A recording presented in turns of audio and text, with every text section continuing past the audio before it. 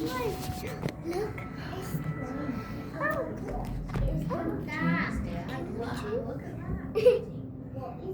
at that.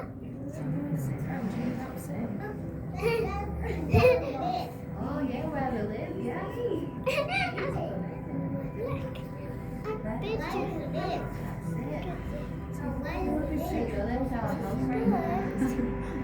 All those ships, Grandad.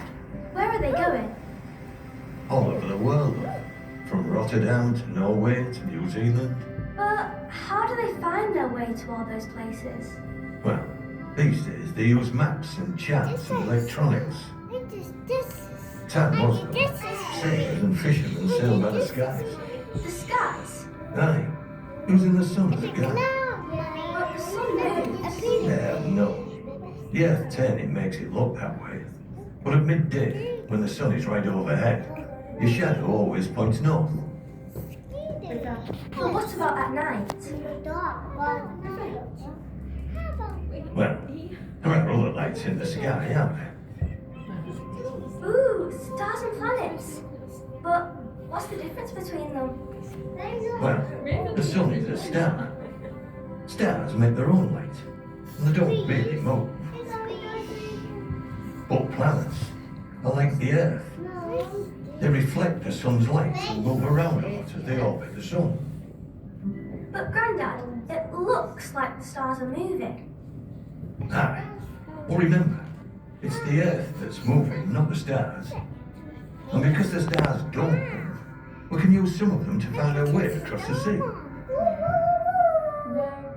Stars appear in groups, constellations they're called. Astronomers drew lines between them to make shapes.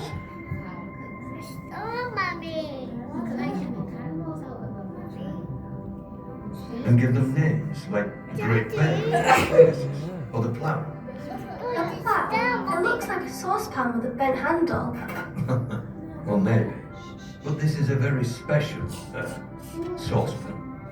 Because it points straight to a sailor's best friend, the North Star. Polaris.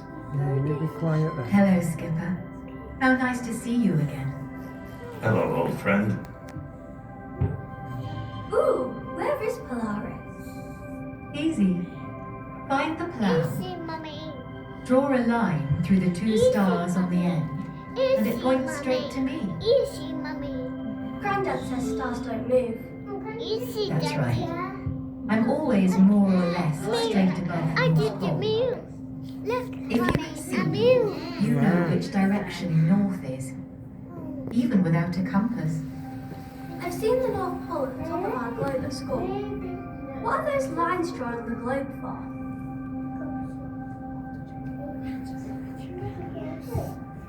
Oh, they help tell you where you are. Sailors and fishermen, like your granddad, use these imaginary lines running from east to west to measure the distance between the equator and the North and South poles. We call them lines of latitude. They start at the equator. That's the line around the middle of the globe. It splits the Earth into northern and southern hemispheres. The lines of latitude measure the distance in degrees, from 0 degrees at the equator to 90 degrees in the north, and from 0 degrees to minus 90 degrees in the south. To find out where they were at sea, the sailor had to measure the angle between Polaris and the horizon. That's the line at which the Earth's surface and sky would have moved. That told them which latitude they were on. So, if I was right over your head, 90 degrees from the horizon, then you'd be at the North Pole. Or, if I was 45 degrees from the horizon, you'd be almost halfway up, about on a level with France. Okay, but how do you measure the angle? Well, over the years, navigators have come up with all kinds of tools to measure the angle. Astrolabes, quadrants, backstaffs. Well, the most accurate was the sextant. They had mirrors that reflected the light from the stars or the sun. You had to line those up at the horizon. And that's only half the story. The lines of latitude going around the Earth tell our sailors how far north or south they are. But the lines going up and down Tell us how far east or west they are? Now you're getting it. They're called lines of longitude because they run up and down the length of the globe. The middle line runs through Greenwich in London and divides the Earth into two halves, the eastern and western hemispheres, a bit like the equator. This line starts at 0. Lines of longitude go up in number to 180 degrees as you move east, and down to minus 180 degrees as you head west. The Earth turns through 360 degrees of longitude every 24 hours. So every hour, it turns through 15 degrees.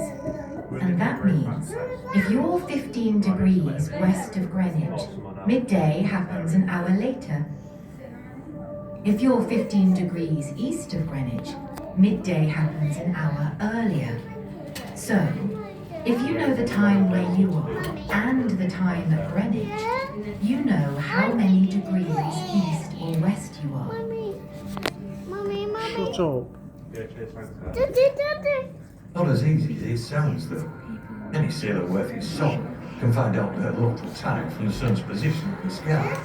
But the problem is knowing the time at Greenwich when you're nowhere near London, miles out at sea, in the middle of the ocean. That had to wait for a man called John Harrison, who grew up near here, in Barrow on Humber in the 1770s. Mr. Harrison invented a special clock, the chronometer. It kept good time, even on long sea voyages. All sailors had to do was set their chronometers to the time at the prime meridian at Greenwich before they set off. And then they knew the difference in time between where they were and where they started.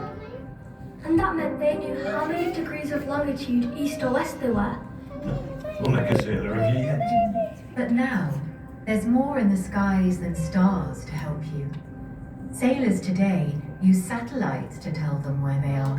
GPS. I have no idea what that is. GPS stands for Global Positioning System. Signals received from multiple satellites enable ships to establish their exact location. I think I have that on my mobile phone, so I never get lost. And what if the satellite stops working? Or your battery runs out? Give me the stars and the compass any day. Thank you, old friend. I'll always be here if you need me. Well, you think you can navigate us home for tea then, love? Yes, Grandad. I'll always know how to find my way home now.